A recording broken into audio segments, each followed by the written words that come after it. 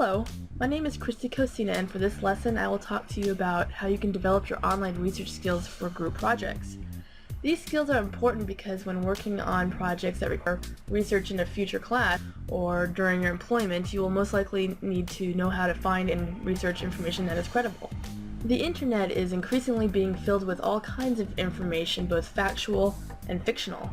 Plus, requesting permission and knowing how to cite others will make your own work more credible. The objectives for this lesson are assessing and choosing a search engine, identifying effective search terms and parameters, evaluating websites to find credible sources, and developing proper MLA citations. The first objective is assessing and choosing a search engine or database. Why is this important? Well, knowing where to find information and how to wade through it will make it easier to actually find the information that fits your research needs. Simply typing in a word in Google and hitting enter is a good go-to in case you have no idea where to start, but in order to retrieve the detailed results that will give you success, you will need to know a few other internet sleuthing tricks to uncover specific information, images, and sources on your topic choice. There are search engines and databases for every media type. Are you looking for images? Try using the image search tabs from Google or Bing. Are you looking for videos? Visit YouTube or Yahoo Video Search. There is even a database that includes short animated GIF images called Giphy.com. Wikipedia is a good encyclopedia database to use when trying to figure out what a topic is about. This database includes a lot of information on all sorts of topics from the past and current events. However, since this site can also have non-fact information, it is recommended to back up any information found here with other sources.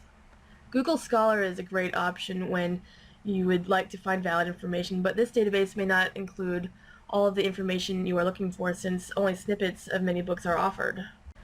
Your school also offers online library databases that include tons of information on a variety of topics, so it is important to be able to practice using these if your project calls for peer-reviewed scholarly journal articles. For more information on choosing a search engine, please read the associated article in your readings for this lesson. The second objective of this lesson is identifying effective search terms and parameters. Once you have chosen a search engine, knowing what keywords and phrases to put in them is the next step. According to Leslie O'Hanlon from Education Week, students need to know how to use precise keywords. She gives the example of needing research on the John F. Kennedy assassination. What do you think you will need to type into the search engine to get the result you need? Simply typing in Kennedy assassination won't be exact since there is another Kennedy who was assassinated. So simply using John F. Kennedy assassination in your search should provide you with precise results on only John F. Kennedy's assassination. It is important to not only know which search terms to use, but how to change the terms and parameters if you are not getting the results you desire. So you know what you would like to find before performing your research. If you are trying to search for general information on animals like dolphins and killer whales, instead of typing in these animals, it might be better to use the search phrase marine mammal characteristics. There are even search parameters you can use to zero in on the exact results you are looking for. These include using operators and symbols to tell the search engine how to narrow your results. For instance, if you desire information about the planet Venus, but do not want the Venus clothing store in your results, simply include a minus sign by typing in Venus minus clothing in your results to find information about the planet. Refining results takes practice, but it helps to skim your results before refining them to pick up on keywords that may help you in your search. For more information on identifying effective search terms and parameters, please read the associated article in your readings for this lesson. This lesson's third objective is evaluating websites to find credible sources. How do you know that the information on the website you are viewing is credible, valid, and completely factual? Sometimes it's hard to tell. Humans are flawed beings that can be vulnerable to finding and sharing non-factual information. This is an important concept to consider when visiting websites. Do you know the political leanings between Fox News, CNN, and MSNBC? When searching about Black history, what would you expect to find from a KKK site? What is the validity of the information from Conservapedia as it relates to science? Is the website you are looking at trying to persuade you to accept certain ideas? A good strategy for reading unfamiliar websites is to go with skepticism until you can figure out the type of bias and the level of bias of the website. It is also important to know which websites tend to be more full than others. If it has a URL ending or extension with org.gov or .edu, then these websites are very factual. However, creators can still suffer from bias and sharing non-credible information, so it is always prudent to find sources to back up the ones you find. With any website, it is important to check sources that are linked or citations that are included. It is a big red flag if articles link to sources from within their own website or if they don't have any sources at all. Sometimes the source links are broken or are not attached. However, non-credible websites can include sources that are not credible either. If you cannot verify that the information is correct or is unbiased, move on to another source.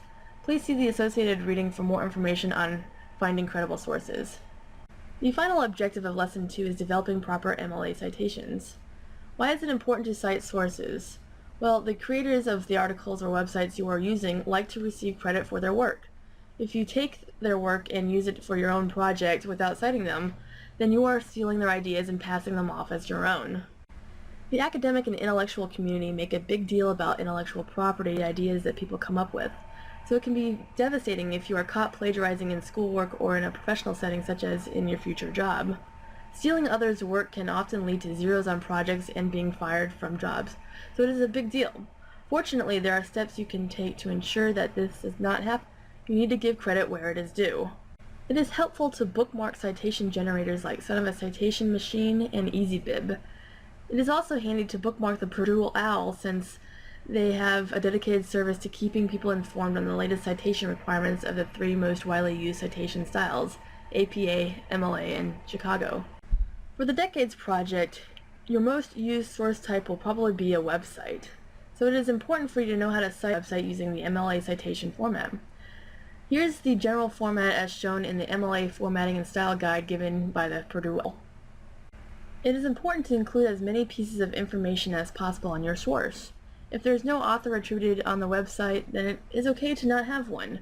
You will need to adjust your citation based on the information you have. Please see the MLA formatting and style guide in your readings to find out more information on how to properly cite MLA citations. So, to close this multimedia presentation, remember, it is important to practice your online research skills. Practice helps you prepare for which search engines you will use so that you don't waste time on ones that will not help you find the results you need. Practice with creating suitable search terms and parameters will also save you time in your search endeavors. Knowing how to evaluate websites and find credible sources will make your project more credible and believable too. You will also need to know how to properly cite your sources in MLAs so that you can give credit where due. Next, please complete the assignment on online research. Participate in the discussion forum for Lesson 2 on citations and plagiarism. Finally, complete and submit the Check Your Skills for Lesson 2. If you have any questions, comments, or concerns, please contact me. Thank you for watching. See you next time.